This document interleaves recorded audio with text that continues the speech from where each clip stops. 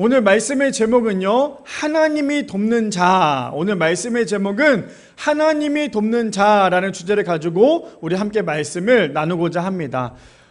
벌써 7월 마지막을 향해 달려가고 있어요. 그렇죠? 우리 성도님들 이번 한 주 동안에 잘 지내셨나요? 이번 한 주는요, 비가 정말 많이 왔어요. 정말 비가 이렇게까지 비가 많이 올 수 있나 싶을 정도로 전국적으로도 비가 많이 왔다고 하고요. 또 특별히 아랫지방은 많은 비 피해가 있다고 합니다. 그래서 우리 성도님들 계속 생각날 때마다 기도해 주셔서 하루속히 이 모든 것들이 복구되고, 지금 그만큼 지구가 많이 아프다고 합니다. 점점점 기온이 올라가면 올라갈수록 이제 매년마다, 작년에도 이렇게 폭우가 많이 쏟아졌죠. 근데 앞으로 매년마다 이 폭우는 계속해서 지속된다라고 말해요. 그만큼 지금 지구가 많이 아프기도 하고, 또 지금 전국적으로 뿐만 아니라 전 세계적으로 지금 나라들마다 이 폭우로 인해서 또 폭염으로 인하여서 많이들 아프다고 하니까요, 우리 성도님들도 기도해 주시고 또 함께 이 모든 것들에 대해서 공감할 수 있는 우리 모두가 되기를 소망합니다.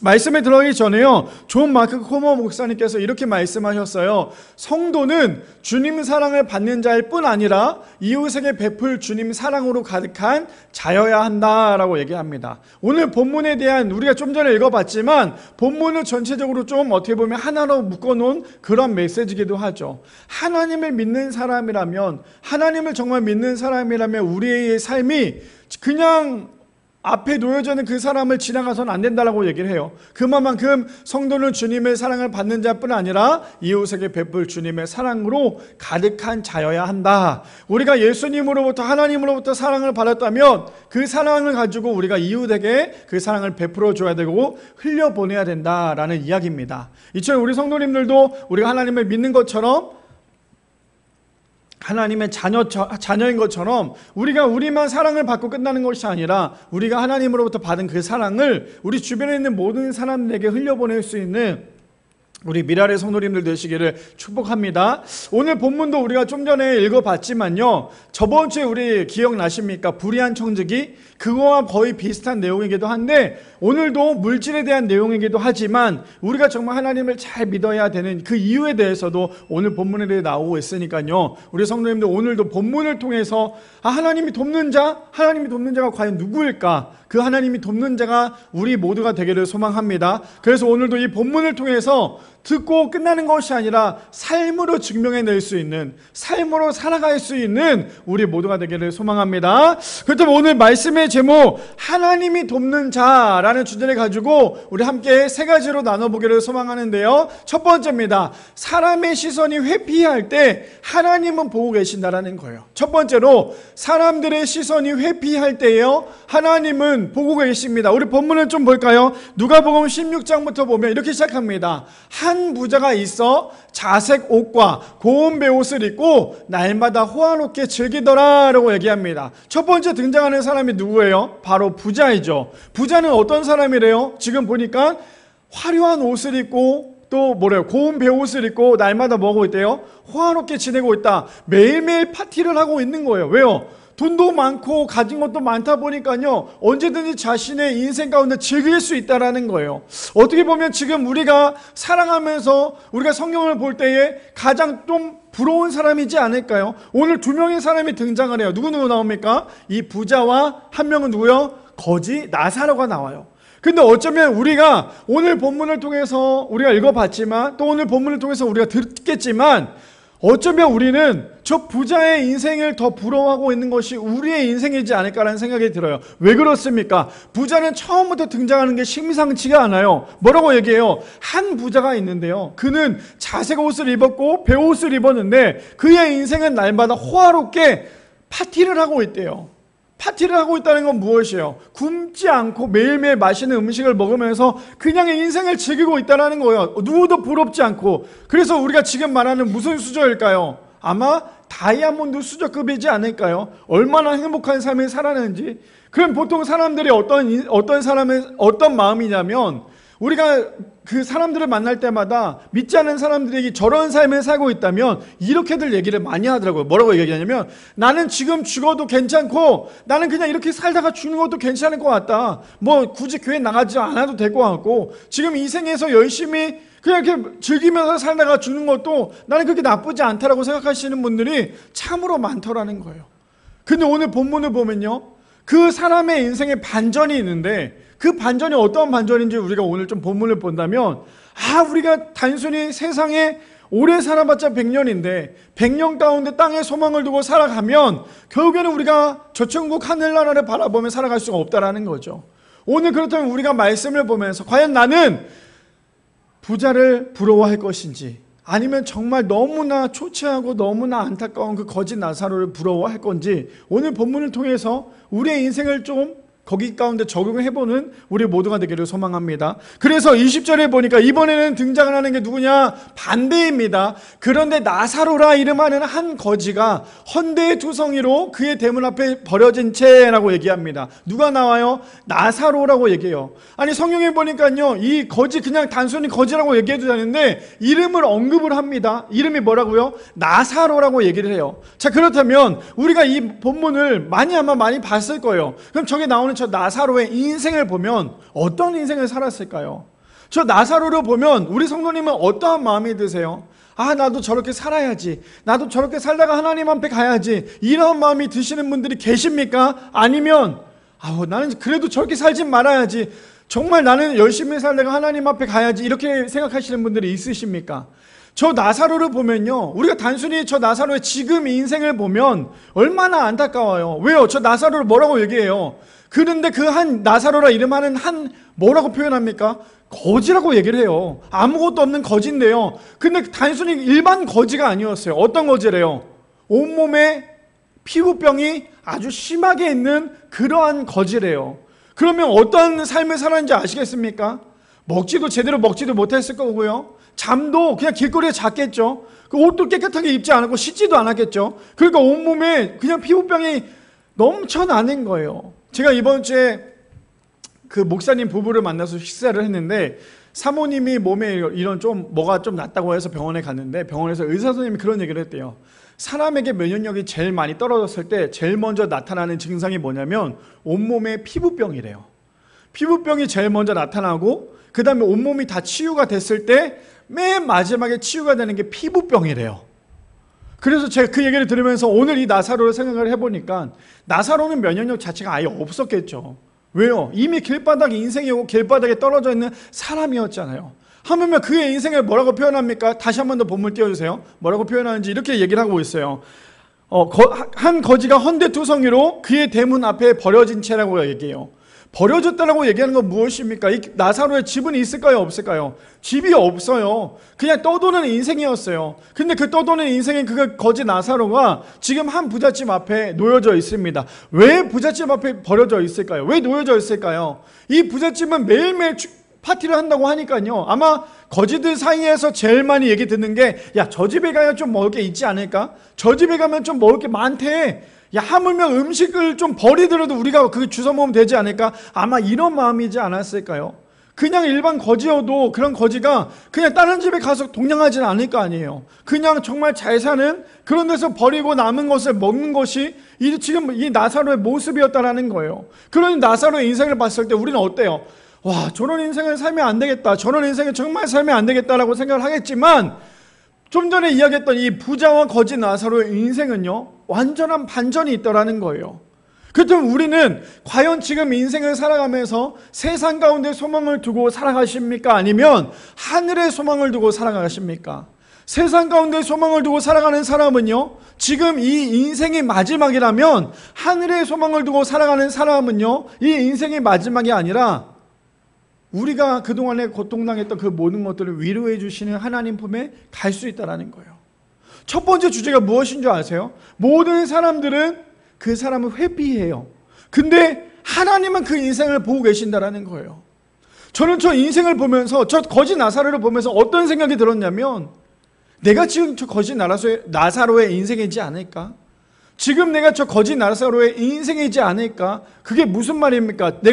제가 길거리에 나가서 동냥을 한다는 게 아니라, 지금 내 인생을 세상 사람들이 봤을 때, 야, 너 왜 그렇게 불쌍하게 사냐? 너 정말 왜 그렇게 살아야 되냐라고 얘기하겠지만, 그래서 사람들은 나의 모습을 보고 그냥 회피하겠지만, 하나님은 그러한 우리의 모습조차도 보고 계신다라는 거예요. 그러니 우리의 인생은 절대로 초라한 인생이 되지 않는다라는 거죠. 왜요? 하나님의 시선에 머문 그 인생은 초라한 인생이 아니라 복된 인생이 되기 때문이에요. 근데 거지 나사로, 아니 부자는요, 많은 사람들부터 얼마나 좋아했겠어요. 돈이 많으니까 사람들이 얼마나 많이 꼬였겠어요. 근데 하나님의 시선에는 부자에겐 있지는 않았어요. 근데 나사로는 모든 사람들이 거지다, 냄새난다, 절로 가라고 얘기했지만 그 거지 나사로의 인생 가운데서는 하나님의 시선이 그 가운데 머물고 있었다라는 거예요. 왜 그런 줄 아십니까? 오늘 이 거지 나사로, 이 나사로라는 뜻을 오늘 말씀의 제목이에요. 우리가 나사로, 거지 나사로라고 한다면 그냥 정말 냄새나고 버려진 그런 인생이라고 하지만 이 나사로의 이름의 뜻은 뭐냐면요, 하나님이 돕는 자예요. 오늘 그래서 나오는 이 거지 나사로를 제가 얘기하고자 하고 또 오늘 말씀의 제목이란 이유가 뭐냐면, 우리가 봤을 때는 형편없는 그런 인생이지만 그 나사로의 이름의 뜻은 하나님이 돕는 자라는 거예요. 하나님이 돕는 자는요, 세상 사람들이 봤을 때는 정말 초라하고 정말 냄새나고 정말 회피하고 싶은 그런 인생이겠지만, 하나님이 돕는 자는 하나님의 시선에 언제나 머물러 계신다라는 거예요. 그러니 그 인생은 복된 인생이 될 수밖에 없다라는 거죠. 자 봅시다. 21절에 보니까요, 이렇게 얘기합니다. 그 부자의 상에서 떨어진 것으로 배불리려 하매 심지어 개들이 와서 그 헌대를 핥더라. 지금 부자의 그 상에서 그 음식물을 주워 먹으려고 했던 이 나사로의 이 피부병에 누가 와서 핥습니까? 하물며 개들이 와서요, 그 거짓 나사로의 피부를 핥습니다. 그러니 얼마나 인생이 얼마나 괴로웠겠어요. 우리 성도님들 살면서 언제나 기쁠 수는 없잖아요. 우리가 지금 단순히 저런 거짓 나사로 같은 그런 인생은 아니지만 어쩌면 우리도 살아가면서 거짓 나사로 같은 인생의 마음으로 살고 있진 않았을까요? 그게 무엇일까? 내가 정말 열심히 살아가는데, 열심히 했다고 생각을 하는데 내 인생 가운데 자꾸 공허함이 와요. 난 정말 열심히 하고 있다고 하는데 자꾸만 내 인생에 번아웃이 와요. 난 정말 열심히 살아오고 정말 열심히 믿었다고 생각을 했는데 내 인생이 왜 이렇게 초라한지 모르겠어요. 그럴 때마다 우리는 어떻습니까? 자꾸만 무너지잖아요. 자꾸만 넘어지잖아요. 왜 나는 정말 이렇게 열심히 살아왔는데 왜 내 인생은 하나도 변함이 없었고 왜 내 인생은 자꾸만 그 제자리에 머물러 있지? 라고 생각하는 게 우리의 마음이지 않을까요? 제가 아시는 목사님이 계세요. 그 목사님이 우리 교회보다 1년 늦게 개척을 하셨어요. 개척을 하는 과정도 참 많은 어려움이 있었고, 근데 그 목사님이 이제 교회 개척한 지 8개월이 됐어요. 우리 교회가 이제 1년 8개월이 됐으니까 딱 1년 정도 차이가 나죠. 근데 8개월이 됐는데 그 목사님이 8개월 동안에 열심히 정말 목회를 하셨어요. 막 뭐 인스타그램이나 막 이런 것들 올리면서 본인 목회하는 걸 막 열심히 올리셨어요. 근데 저번 주인가요? 그분의 그 인스타그램을 봤는데, 그 페이스북을 봤는데 그분이 갑자기 내가 정말 이 길을 가야 하나? 내가 정말 이 개척하는 걸 계속 해야 하나? 그런 의문점이 들면서 너무나 힘이 들었대요. 그래서 나는 좀 잠깐 쉬어갔으면 한다라는 마음으로 그런 글을 썼어요. 제가 근데 그 글을 보면서 어떤 마음이 들었을까요? 저는 근데 그 마음을 너무 잘 알겠어요. 왜냐면 저는 그 목사님이 그것 때문에, 물론 우리가 봤을 때 뭐 겨우 8개월 한 거고 그렇게 힘들어하냐 하겠지만, 개척을 해보니까요 8개월이 문제가 아니라, 제가 너무나 좋아하고 너무나 사랑하는 목사님은 15년 동안 개척교회를 했잖아요. 그리고 교회를 이전을 했잖아요. 다른 교회로 이동을 하셨잖아요. 15년 동안에 개척을 하면서 그 교회를 운영하면서도 12년 동안에 같은 마음이었대요. 너무나 힘이 들었고 너무나 어려웠대요. 8개월 개척교회 목사님도 마찬가지고 우리처럼 1년 8개월 된 개척교회도 마찬가지예요. 같은 마음에 우리는 정말 열심히 달려가고 있다고 하지만 우리 마음 가운데 그 열심이 때로는 우리에게 공허함을 줄 때가 있다라는 거예요. 제가 왜 갑자기 이런 말씀을 드리냐면, 나사로의 인생도 마찬가지 아니었을까요? 저는 그렇게 생각해요. 나사로가 겉모습으로 봤을 때는 얼마나 사람들이 보고 싶지 않은 모습이겠어요. 그런데 나사로는요 하나님을 정말 잘 믿었을 거예요. 왜요? 마지막 인생의 끝을 보면 알잖아요. 나사로가 보면 사람들로부터 멸시당하고 냄새난다 막 욕 먹고 발길질도 당했겠고 얼마나 사람들로부터 욕을 당했겠어요. 그런데 나사로는 그럼에도 불구하고 하나님을 믿는 믿음을 끝까지 지켰다라는 거. 그래서 우리의 인생의 결승점은 언제나 결승점을 향해 달려가야 돼요. 지금 내가 잘 믿었다고 해서 내 믿음이 정말 큰 게 아니에요. 내가 오늘도 기도 열심히 했고 찬양 열심히 했고 말씀 열심히 봤다고 해서 내 믿음이 지금 이만큼 자라난 게 아니라 우리의 믿음은요, 언제나 마지막에 우리의 임종 전에 하나님, 나를 그동안에 함께 하신 거 너무나 감사했다고, 하나님 내 인생을 받아달라고 그렇게 고백하는 사람이 정말 하나님을 믿는 사람이겠지만, 마지막에 임종 전에 하나님을 부인한다면, 내가 왜 이렇게 살아서 이렇게 힘들었을까 부인한다면 아마 우리의 인생은요, 초라한 인생이 될 수밖에 없지 않을까요? 근데 오늘 보니까 이 나사로의 인생은 하물며 개들이 와서 그 헌대를 할 만큼 정말 초라하고 어쩌면 죽고 싶지 않았을까요? 너무나 힘들었고 너무나 괴로웠으니까. 그런데 중요한 건 무엇인지 아십니까? 사람들이 야, 네가 그러니까 네 인생이 그런 거야 라고 하지만 하나님은 그런 인생 가운데도 보고 계신다라는 거예요. 하나님은요, 지금 여기 앉아 계신 미라의 성도님들 모든 인생 가운데 어제도 보고 계셨고요, 오늘도 보고 계시고요, 내일도 우리의 인생을 보고 계신다라는 거예요.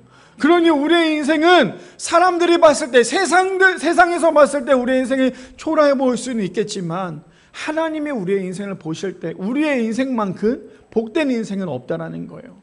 근데 오늘 본문 아까 전에도 말씀드렸지만 하나님께서 분명히 물질에 대한 복을 주셨어요. 그런데 이 부자는 어떻습니까? 거지 나사로에게 조금이라도 도왔을까요? 아니요, 전혀 돕지 않았어요. 오로지 자기가 받은 그 물질을 가지고 자기의 인생 가운데 자기만을 위해 살았다는 거예요.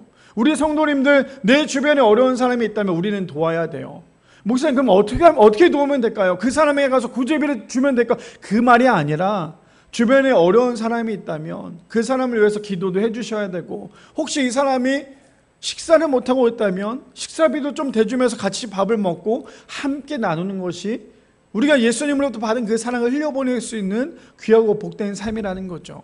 자, 왜 그렇습니까? 잠언 18장 23절 말씀해 보니까 이렇게 얘기해요. 가난한 자는요, 간절한 말로 구하여도 부자는 엄한 말로 대답을 한다라고 얘기해요. 너무나 공감되는 말 아닙니까? 우리가 갑과 을을 봤을 때 어때요? 갑은 언제나 당당합니다. 야, 이거 해, 저거 해, 막 이렇게 얘기하지만 을은 어떻습니까?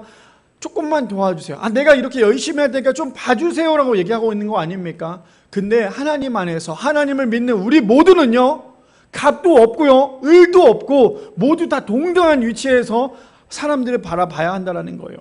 우리 성도님들 사업하고 계십니까? 일하고 계십니까? 일하고 있다면, 혹은 내 아랫사람이 있다면 그 아랫사람을 멸시하지 마세요. 그거 하나님이 원하시는 거 아니라는 거예요. 내가 일할 때 나보다 조금 못난 사람이 있거나 나보다 조금 아랫사람처럼 보이는 사람이 있다면 함부로 반말하지 마세요. 그 반말하는 게 얼마나 나쁜 건지 아십니까? 저도 예전에 당연히 내가 나이가 많기 때문에 아랫사람한테 반말해도 되는 줄 알았어요.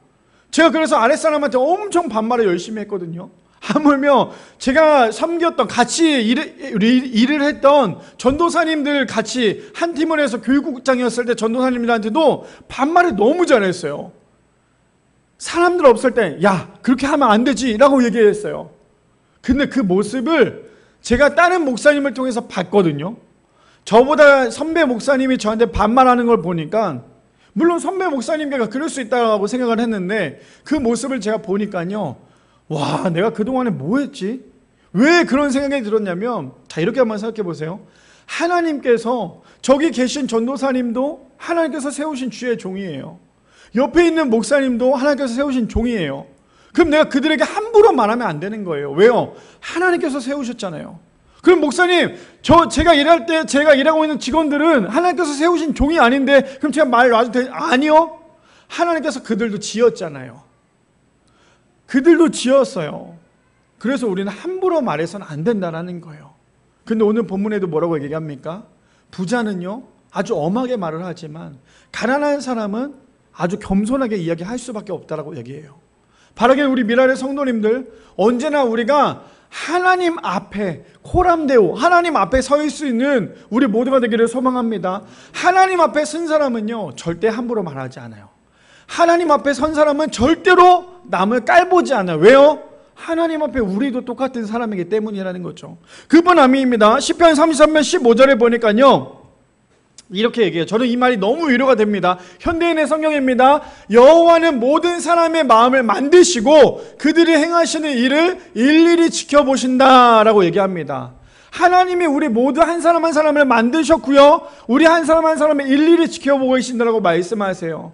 바라기는 우리의 인생이 조금 초라하다 보일다 할지라도, 아니 세상 사람들이 봤을 때 뭐야 라고 얘기하겠지만, 우리의 인생은 세상 사람들의 의식 때문에 우리가 자꾸만 우울해있거나 빠져있는 것이 아니라 하나님이 우리를 바라보고 계신다는 거, 하나님이 여전히 우리를 바라보고 계신다는 사실을 기억하여서 하나님의 은혜 가운데 하나님의 시선에 머물 수 있는 우리 미랄의 성도님들 되시기를 축복합니다. 두 번째입니다. 두 번째 이렇게 얘기합니다. 우리의 삶에 하나님의 도움은요 고난에서 위로가 된다라는 거예요. 두 번째입니다. 우리의 삶에 하나님의 도움은 고난에서 위로가 됩니다. 우리 본문 볼까요? 누가복음 16장 22절부터 보면 이렇게 얘기합니다.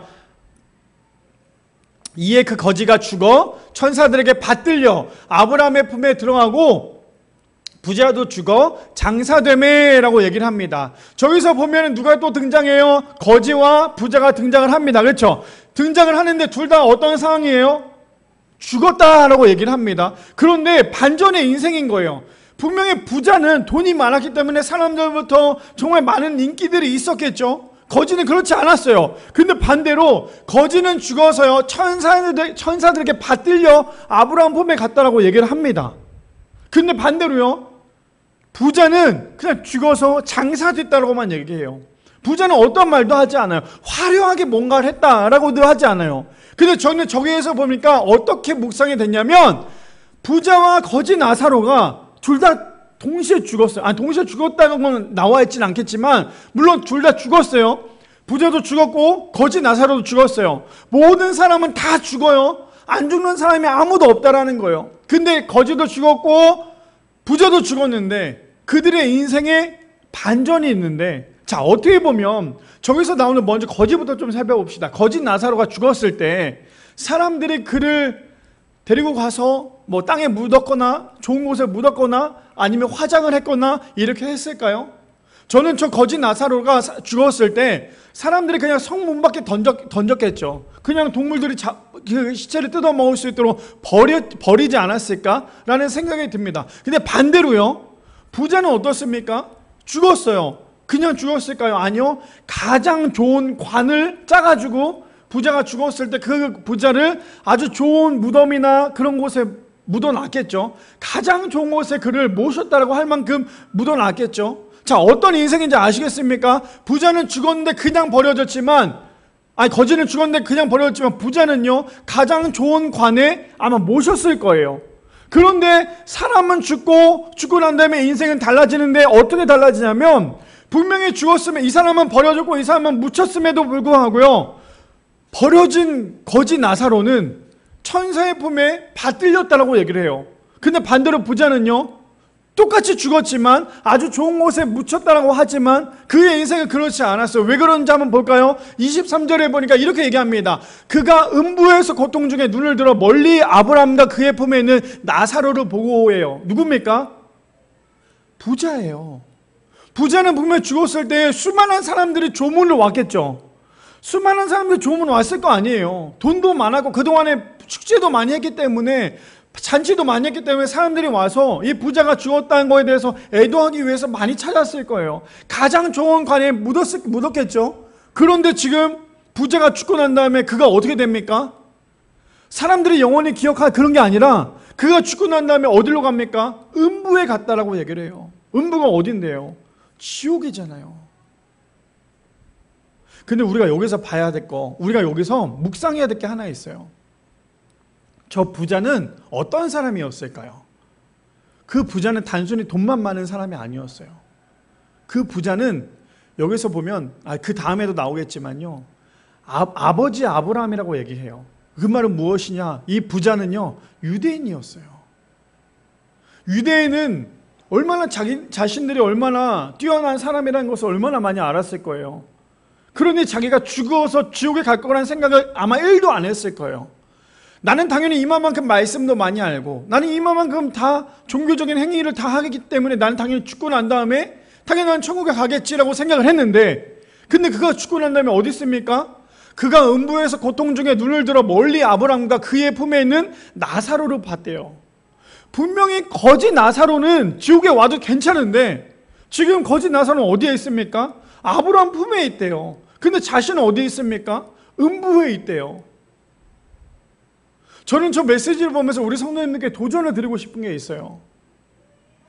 나는 내가 살아가면서 지금 내가 물론 모든 사람은 다 한 번 죽고 또 한 번 죽겠지만 모든 사람들이 살아가면서 나는 과연 어디에 소망을 두고 살아가나, 저는 이거에 대한 도전을 드리고 싶어요. 나는 지금 잘 먹고 잘 살면 되지가 아니에요. 어쩌면 하나님께서 우리에게 어떤 어려움을 주신다면 사인을 주시고 있는지도 몰라요. 내가 너를 누르고 있는 거야. 빨리 나에게 돌아와. 돌아와. 저는 그 사인을 오늘 본문을 찾자면, 나사로가 부잣집 앞에 있을 때 부자가 그 나사로를 도와주거나 그 나사로를 섬겼거나 이렇게 했다면 그의 인생은 좀 달라지지 않았을까요? 근데 그렇게 살아가지 않았다는 거예요. 왜요? 나만 잘 먹고 잘 살면 되기 때문에. 우리 주변에도 그런 사람들 뭐 너무나 많잖아요. 아, 나만 잘 먹고 잘 살면 되지 무슨 죽고 난 다음에 뭐가 있어. 이렇게 말하는 사람들 너무나, 어쩌면 저 부자도 나는 어차피 유대인이고 하나님 잘 믿고 나는 이만큼 하나님을 섬기고 있는데 나는 당연히 천국에 가겠지라고 생각하지 않았을까요? 근데 그의 인생은 고통 중에 눈을 들어 멀리 아브라함과 그의 품에 있는 나사로를 보게 됩니다. 24절이요. 불러 이르되 아버지 아브라함을 말하잖아요. 그렇죠? 아버지 아브라함이여 나를 긍휼히 여기사 나사로를 보내어 내 손가락 끝에 물을 찍어 내 혀 서늘하게 하소서라고 얘기합니다. 저는 저기 보면서도 얼마나 마음이 안 좋던지, 왜 마음이 안 좋은지 아십니까? 부자는요 죽어서도 자기가 부자인 줄 알아요. 갑인 사람은요 자기가 죽어도 자기가 갑인 줄 알아요. 왜 그런 줄 아십니까? 좀 전에 등장했던 그 거지 나사로에게 그 거지 나사로를 시켜해요. 저기 봅시다. 본문에 보니까 아브라함이여 나를 긍휼히 여기사 나를 나사로를 보내어서라고 얘기해요. 자기는 죽어서도 부자인 줄 알아요. 그러니까 어떻게 해요? 나사로를 보내어서 손가락에 물을 찍어서 내 혀를 서늘하게 하소서. 얼마나 불타오르는 곳에 있는지 아시겠죠? 얼마나 고통스러운 곳에 있는지 아시겠죠? 우리 성도님들 목 말라 보셨습니까? 정말 목 마른 사람은요 침조차도 나오지 않아요. 그에게 물 정말 한 모금만 마시면 온몸이 정말 쭉쭉쭉 변하는 것처럼, 흡수되는 것처럼 그것을 느낄 수 있잖아요. 근데 그만큼 고통 중에 있대요. 왜요? 이렇게 나오잖아요. 불꽃 가운데서 괴로워하나이다 라고 얘기합니다. 그 괴로워하고 있는 그 부자는요 여전히 깨달음이 하나도 없어요. 거지 나사로를 불러다가 그에게 손에 물방울 찍어서 내 혀를 좀 서늘하게 해달라고 그렇게 이야기를 하고 있더라는 거죠. 25절이요. 아브라함이 이르되 얘 너는 살았을 때 좋은 것을 받았고 나사로는 고난을 받았으니 이것을 기억하라. 이제 그는 여기서 위로를 받고 너는 괴로움을 받느니라. 두 번째 주제가 무엇이었습니까? 우리의 삶에 하나님의 도움은요 우리는 고난이라고 생각하지만 그 고난이 위로가 된다라는 거예요. 정말 하나님 잘 믿는 사람, 하나님 안에 있는 사람은요 지금 내 인생이 고난이라고 생각하겠지만 정말 하나님 잘 믿는 사람은 그 고난도 우리에겐 유익이라고 얘기해요. 그 고난이 오히려 우리에게는 위로가 된다는 거예요. 좀 전에 등장했던 그 거지는 어떻습니까? 얼마나 고통스러웠어요. 얼마나 괴로웠습니까? 근데 하나님의 도움, 하나님이 돕는 자 나사로, 그에게 어떻게 됩니까? 그의 인생은 정말 초라한 인생이었지만 결국 뭐라고 얘기합니까?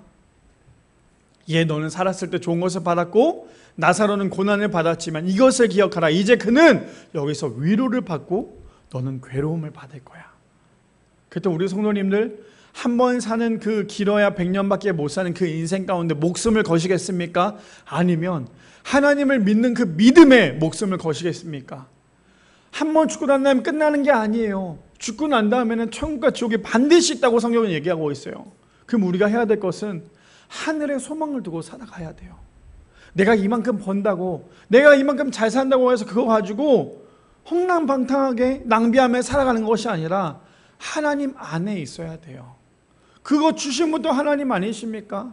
그렇다면 가져가신 분도 하나님이시라는 거죠. 자, 26절이요. 26절에 보니까 그뿐 아니라 너희와 우리 사이에 큰 구렁텅이가 놓여 있어 여기서 너에게 건너가고자 하되 갈 수 없고 거기서 우리에게 건너올 수도 없게 하였느니라 라고 얘기합니다. 그래서 천국과 지옥은요, 내가 지옥에 가서 정말 열심히 하나님을 믿는다고 해서 천국에 갈 수 있는 게 아니에요. 이해되십니까? 그래서 우리는 한 번 사는 그 인생, 하나님께서 우리를 만들었다는 그 본질을 기억한다면 하나님을 위해서 열심히 살아가야 해요. 내가 지금 이렇게 살다가 지옥에 갔어, 나중에 열심히 해서 천국 가지? 아니요. 지옥은 영원한 지옥이고요, 천국은 영원한 천국이라는 거예요. 그래서 우리가 바라봐야 할 것은 지옥이 아니라, 세상이 아니라 하늘을 바라보고 하늘의 소망을 두고 살아가는 것이 우리 모두가 되기를 소망합니다. 그뿐 아니에요. 그래서 디모데후서 4장 7절에서 8절 말씀해 보니까 이렇게 얘기합니다. 나는 선한 싸움을 싸우고 아예 달려갈 길을 마치고 믿음을 지켰으니, 8절이요, 이제 후로는 나를 위하여 의의 면류관이 예비되었으므로 주 곧 의로운 재판장이 그날에 내게 주실 것이며 내게만이 아니라 주의 나타나심을 사모하는 모든 자에게 도우니라 라고 얘기합니다. 그래서 우리가 해야 될 건 무엇입니까? 마지막 결승전까지 나에게 맡겨진 모든 사명을 최선을 다해서 짊어지고 가야 한다라는 거예요. 그래야지만 마지막은 하나님이 우리를 맞이하고 계신다라는 거죠. 그러니 우리가 오늘만 이렇게 살고 말지 이게 아니라요, 우리의 인생 하루하루를 정말 값지게, 하루하루를 정말 최선을 다해서 하나님의 영광을 위해 살아가야 한다라는 거예요. 얼마나 우리의 인생이 때로는 살아가면서 죽고 싶을 때가 많아요. 얼마나 괴로울 때가 많습니까?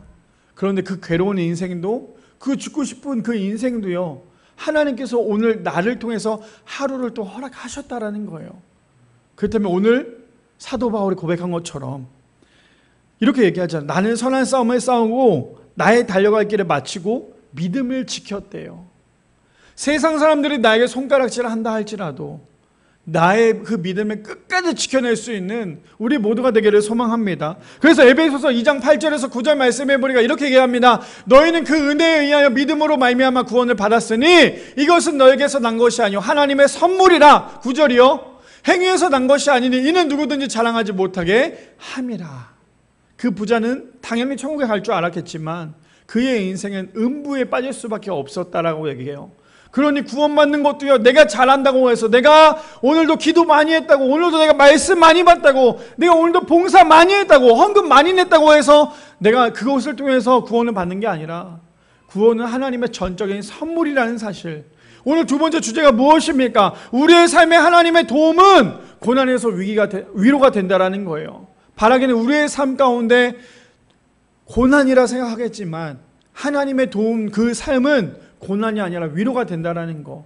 오늘 하루도 하나님의 위로 때문에 살아가고 있다는 사실을 기억할 수 있는, 그래서 하나님의 은혜 가운데 살아갈 수 있는 우리 미랄의 성도님들 되시기를 축복합니다. 마지막 세 번째입니다. 마지막 세 번째 이렇게 얘기하죠. 하나님의 말씀이 들리지 않는 이유는요, 예수로 충만하지 않기 때문이라는 거예요. 마지막 세 번째, 하나님의 말씀이 들리지 않는 이유는 예수로 충만하지 않기 때문입니다. 본문 봅시다. 16장 27절에 31절에 보니까요, 이르되 그러면 아버지여 구하노니 나사로를 내 아버지의 집에 보내소서라고 얘기합니다. 여전히 부자는요, 갑질을 하고 있어요. 여전히 부자는 자기가 죽고 난 다음에도 부자라고 생각을 하고 있어요. 그러니 뭐라고 얘기합니까? 아버지, 그렇다면, 오케이, 그렇다면 저기 나사로를 다시 우리 집에 보내주십시오라고 얘기하고 있어요. 얼마나 어처구니가 없습니까? 얼마나 어처구니가 없어. 너는 죽었는데, 너는 지금 지옥에 있는데 누구한테 명령을 하고 있는 거야? 그러니 잘못된 생각이 결국에는 자기 자신을 그렇게 만든다라는 거예요. 봅시다. 28절에요.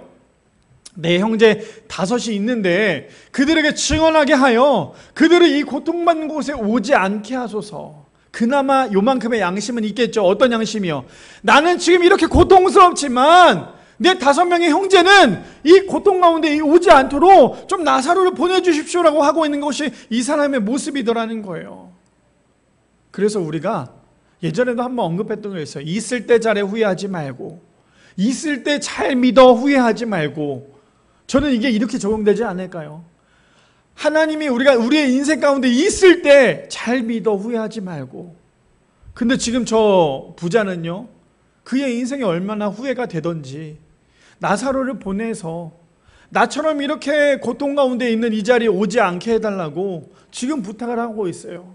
세상 살아갈 때는 그 거지 나사로를 쳐다도 보지도 않았지만 지금 자기가 의지할 수 있는 사람은 나사로밖에 없더라는 거예요. 그전에는 나사로로 아예 그냥 천대했고 멸시했고 오지 말라고 하면 걔들이 헐들 정도로 그렇게 했던 그 나사로를 이제는 그 나사로밖에 의지할 수밖에 없었다라는 거예요. 그래서 우리 성도님들 나중에 후회하지 마시고 지금 하나님 믿을 수 있을 때 잘 믿으시기를 축복합니다. 우리에게 많은 시간이 남아있지 않아요. 우리의 시간은요 금방 가요. 목사님 몇 살이나 때도 그렇게 얘기하세요. 맞아, 저 얼마 나이는 되지 않았지만 제가 요즘에 우리 아이들을 보면서 그런 생각이 들어요. 우스갯소리지만 우리 유리가 나중에 마흔이 됐을 때 내가 과연 이 세상에 있을 수 있을까?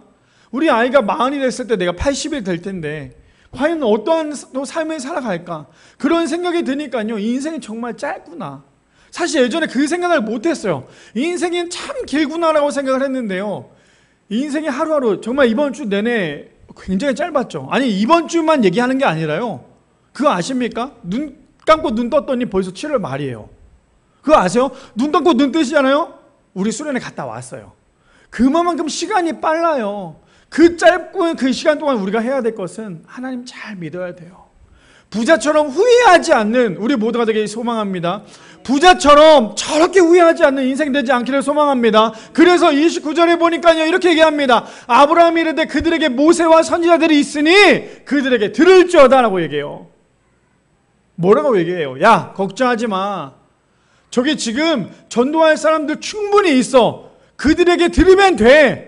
나사로를 보낸다고 해서 듣는 게 아니야. 볼까요? 30절에 보니까요 이르되 그렇지 아니이다. 분명히 얘기할 사람이 있다라고 얘기했음에도 불구하고 부자는 뭐라고 얘기합니까? 아니요 그거 아니요. 아버지 아브라함이요, 만일 죽은 자에게서 그들에게 가는 자가 있으면 회개할 수 있어요. 지금 나사로가 죽은 것을 모두가 알았지만 그 나사로가 가서 말씀을 전한다면, 복음을 전한다면 그들이 회개하고 돌아오겠죠. 그러니까 빨리 지금 나사로를 보내주십시오 라고 지금 얘기하고 있는 거예요. 그런데 뭐라고 얘기한 줄 아십니까? 31절의 마지막 절이죠. 이르되 모세와 선지자들에게 듣지 아니하면 비록 죽은 자 가운데 살아나는 자가 있을지라도 권함을 받지 아니하리라 하였다 하시니라. 저는 저 말씀이 제 주변에 있는 모든 사람, 하나님을 믿지 않는 사람들이 저는 좀 이 말씀을 들었으면 좋겠어요. 옆에서 누군가가 교회 갑시다, 하나님 믿어야 돼요. 이 말씀이 우리는 어떻게 들리세요? 전도라는 게 그렇잖아요. 전도가 무엇입니까? 하나님을 알리고 하나님을 자랑하는 거잖아요. 교회 갑시다, 하나님 믿으세요. 이 말은요 그냥 우리가 듣기로는 교회에서는 이거 매번 듣는 얘기잖아요. 감동도 없고 아무것도 없을 수도 있는데 교회 갑시다, 하나님 믿읍시다, 이 말은요 죽은 사람을 살리는 생명이에요. 죽은 사람을 살리는 생명이 무엇인 줄 아세요? 교회 갑시다, 하나님 믿읍시다, 이 말이에요. 이 말이 얼마나 값어치가 있는지 아십니까? 이렇게 생각해 보세요. 믿지 않은 사람이 있었는데 그 믿지 않은 사람은 죽으면 지옥 가잖아요. 근데 그런 인생에게 교회 갑시다, 하나님 믿읍시다, 이 한마디 했는데 그 사람이 교회에 나왔어요. 그럼 그 사람의 인생은 어떻게 되는지 아십니까? 지옥으로 가는 그런 인생이 아니라 하나님을 믿어서 천국에 갈 수 있는 복된 인생이 될 수 있는 거예요. 그래서 우리가 그 말하는 그 단어, 그 말 한마디가요 죽은 사람을 살릴 수 있는 은혜가 될 수 있다는 거죠. 근데 지금 어떠한 상황입니까? 이 부자는 착각하고 있는 거예요. 죽은 나사로가 가서 그들에게 얘기했을 때 그들은 그 부자 친구들, 그 가족들이 그 이야기를 들으면 하나님을 믿는 줄 알아요. 아니요. 들을 귀가 있는 사람만 하나님의 말씀이 들리는 거예요. 세 번째 주제가 무엇이었어요? 예수로 충만한 사람만이 하나님의 말씀이 들려요. 예수님으로 충만한 사람만이 하나님의 말씀이 들린다는 거예요. 교회에 나와서 예배를 드려요. 설교를 듣고 있어요. 이 설교가 그냥 들리는 게 아니에요. 교회 나온다고 해서 모두 다 하나님을 믿는 것도 아니고, 교회 나온다고 해서 모두 다 설교에 은혜 받는 것도 아니고, 교회 나온다고 해서 모두 다 천국 가는 게 아니라요. 예수로 충만한 사람만이 하나님의 말씀이 들리고, 예수로 충만한 사람만이 천국에 갈 수 있는 거예요. 근데 지금 부자는 거지 나사로가 가면 그들이 들을 줄 알아요. 근데 뭐라고 얘기합니까? 아니야. 지금 그들에게 전하는 사람들이 있어. 근데 그들은 그 말씀을 들어야지만 올 수 있는 거야. 그래서 우리가 하나님이 믿어진다라는 거 기적이에요. 지금 여기 앉아 계신 우리 성도님들은 다 기적의 사람이에요. 왜요? 하나님이 믿어지잖아요. 보이지도 않는 하나님이 어떻게 믿어집니까? 그냥 하나님이 믿어지잖아요. 나는 지금 죽어도 천국에 갈 수 있다는 믿음이 있잖아요. 그게 기적이고요. 그게 은혜라는 거예요. 근데 이것을 경험하지 못한 사람이 누굽니까? 오늘 본문에 나온 이 부자라는 거죠. 그래서 디모데후서 3장 15절에 보니까 이렇게 얘기합니다. 또 어려서부터 성경을 알았나니 성경은 능히 너로 하여금 그리스도 예수 안에 있는 믿음으로 말미암아 구원에 이르는 지혜가 있게 하였느니라라고 얘기해요. 그래서 우리가 하나님을 믿는다면 성경을 읽자라는 거예요. 벌써 7월 말입니다. 성경 많이 읽고 계시죠? 얼마 남지 않았어요. 8, 9, 10, 11, 12, 5개월 남았어요. 5개월이면 이미 구약이든 신약이든 한 권을 다 떼어야 돼요. 그래야지 우리가 1년에 1독을 할 수 있어요. 왜 자꾸 목사님이 성경을 읽으라고 이렇게 집착을 하는 줄 아십니까? 성경을 읽어야 하나님이 누군지를 알고요. 성경을 읽어야 구원받는 방법을 알 거 아닙니까? 아무리 옆에 있는 사람이 얘기한다 한들 그게 중요한 게 아니라 성경 안에 구원과 하나님의 사랑과 예수님의 사랑과 예수님의 인생이 담겨져 있기 때문에 우리는 이 성경을 어렸을 때부터 알아야 한다는 거죠. 그뿐 아닙니다. 데살로니가 후서 1장 8절에서 9절 말씀에 보니까 이렇게 얘기해요. 너무나 안타까운 얘기인데요. 하나님을 모르는 자들과 우리 주 예수의 복음을 독점하지 않는 자들에게는 형벌을 내리리니라고 얘기해요. 가장 큰 죄가 무엇인 줄 아십니까? 세상 살아가면서 가장 큰 죄? 하나님을 믿지 않은 죄예요. 하나님을 믿지 않은 죄가 가장 큰 죄예요. 그는 용서받을 수가 없어요. 나중에 하나님 앞에 심판을 받을 자격조차도 없는 거. 왜요? 하나님을 믿지 않았잖아요. 근데 9절에 보니까 이렇게 얘기합니다. 이런 자들은 주의 얼굴과 그의 힘의 영광을 떠나 영원한 멸망의 형벌을 받느니라. 그래서 하나님을 믿어야 된다는 거예요.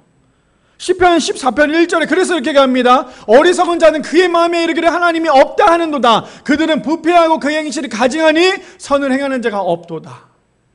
하나님이 없다고 하는 사람들은요, 자신들이 어떠한 죄를 짓고 있는지 몰라요. 세상 사람들에게 가장 큰 죄가 무엇입니까라고 물어보면 살인, 도둑, 간음 뭐 이런 것들 얘기하겠죠. 물론 그거는 너무나 큰 죄지만 더 큰 죄는요, 하나님이 없다라고 얘기하는 거예요.